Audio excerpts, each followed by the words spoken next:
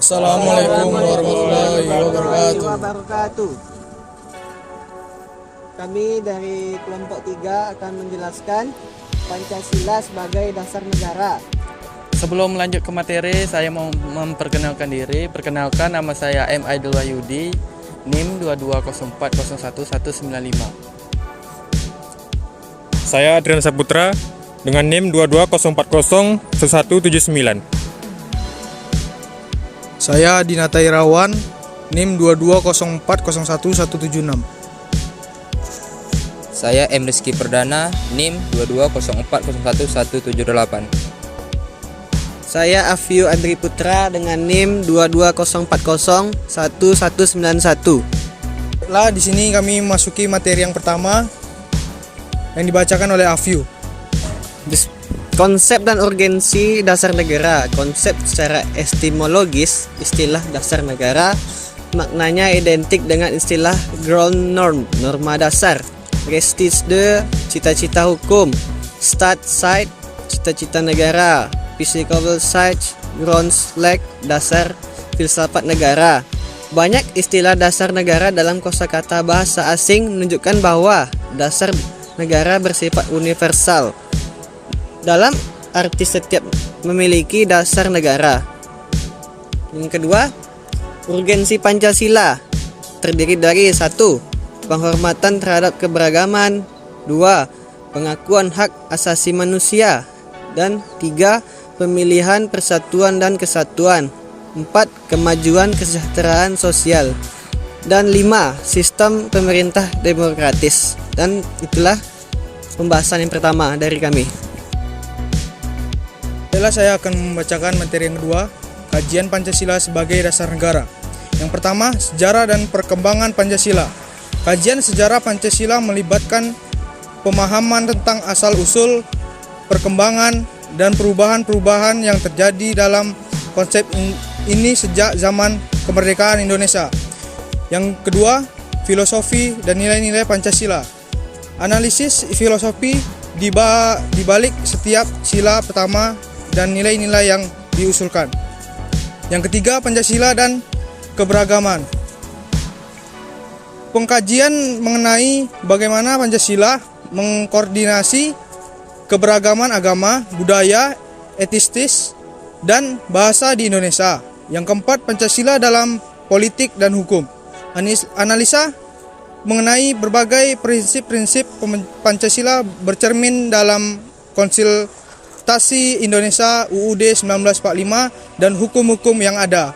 Yang kelima, pendidikan Pancasila, kajian mengenai pendidikan Pancasila di sekolah, dan instruksi pendidikan tinggi. Terima kasih, inilah materi yang kedua. Yuridis, historis, sosiologis, dan politis tentang Pancasila sebagai dasar negara. 1. Yuridis. Perspektif yuridis mengacu pada analisis Pancasila dari sudut hukum dan konstitusional. 2. Historis. Perspektif historis melibatkan penelusuran asal-usul dan perkembangan Pancasila dari waktu ke waktu. 3. Sosiologis. Dalam perspektif sosiologis, Pancasila dipelajari dari sudut pandang masyarakat dan budaya. 4. Politis. Perspektif politis melibatkan analisis tentang penggunaan dan interpretasi Pancasila oleh aktor politik termasuk partai politik, pemimpin politik, dan kelompok kepemimpinan. Dinamika tentang Pancasila sebagai dasar negara. 1. Globalisasi dan pengaruh budaya asing. Dalam era globalisasi, budaya, nilai, dan ide-ide asing mudah tersebar melalui media sosial dan teknologi. 2. Polarisasi dan ketegangan sosial. Polarisasi politik, agama, dan suku dapat mengancam persatuan yang diusung oleh Pancasila. 3. Ekstremisme dan radikalisme.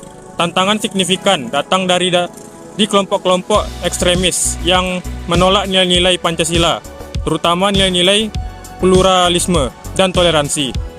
4. Korupsi dan ketidakadilan sosial.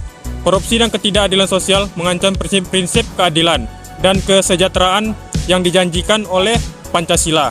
5. Isu hak asasi manusia. Meskipun Pancasila mengakui hak asasi manusia, masih terdapat pelanggaran hak asasi manusia di Indonesia. Baiklah, saya akan menjelaskan pertama materi kelima. Esensi dan urgensi Pancasila sebagai dasar negara. 1. Esensi Pancasila.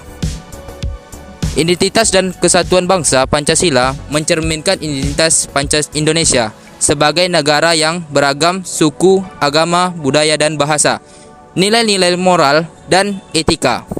Pancasila mengandung nilai-nilai moral seperti kejujuran, toleransi, dan gotong royong, keadilan, dan kesejahteraan. Pancasila menekankan keadilan sosial dan kesejahteraan bagi seluruh rakyat Indonesia.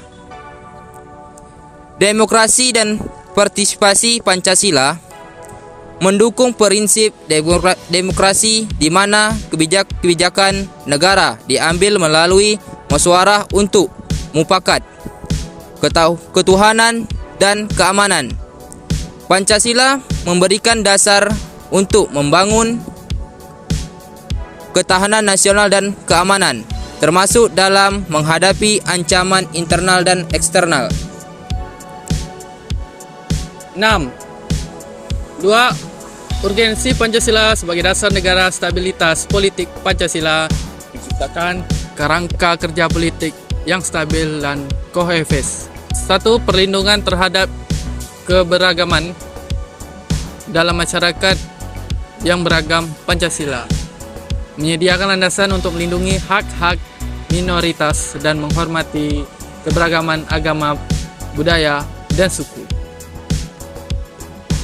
Penyelenggaraan keberlanjutan pembangunan prinsip-prinsip Pancasila seperti keadilan sosial dan partisipasi menciptakan landasan bagi membangun yang berkelanjutan, memastikan distribusi kekayaan dan kesempatan secara merata.